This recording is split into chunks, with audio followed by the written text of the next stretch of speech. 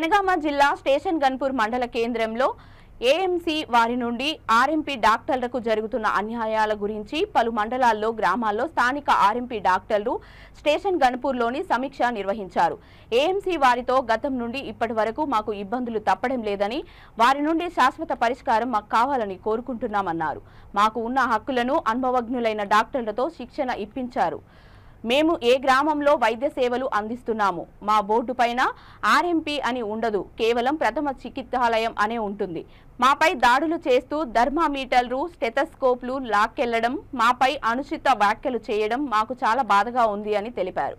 మాకు శాశ్వత పరిష్కారం దొరకాలంటే జిల్లా స్థాయి, రాష్ట్ర స్థాయిగా ధర్నాలు చేపడతామని హెచ్చరించారు. జిల్లా స్థాయి అధ్యక్షుడు పసునూరి సత్యనారాయణ, ప్రధాన కార్యదర్శి మంతెన రమేష్, మండల స్థాయి అధ్యక్షులు పాల్గొన్నారు. తప్పకుండా మీ కోరికలు నెరవేర్స్తారని కూడా వాగ్దానం చేసిరు. అలాంటి ఫిట్టింగ్ కూడా మా కాడ ఉన్నాయి.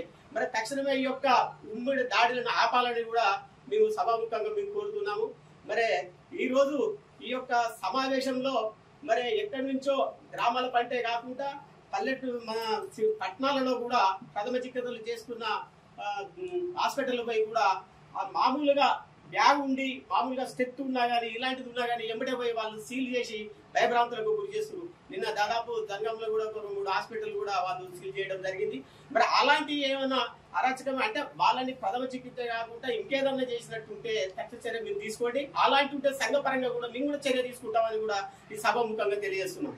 కానీ ప్రథమ చికిత్స చేస్తే దాదాపు 30, 35, 40, 50, 60 ఏళ్ళు ఉన్న వాళ్ళు కూడా గ్రామాలలో ప్రాక్టీస్ చేస్తున్నారు, అనుభవంతో చేస్తున్నారు. ఈ రోజు ఎక్కడ మీరు పల్లెటూర్ల పట్టి పోయినా, పట్టణాల పట్టి పోయినా కానీ ఎక్కడ ఆర్ఎంపీ డాక్టర్ లేకుండా ప్రథమ చికిత్సాలయం అనేది మాత్రమే పెట్టుకున్నాము. దానికి మించి మీ వైద్యం ఎక్కడ చేస్తలేము. ఎవరో ఒక్కరు 100లో ఎంతో మంది ఉంటారు. ఆ ఒక్కరిని మీరు వేరేయండి.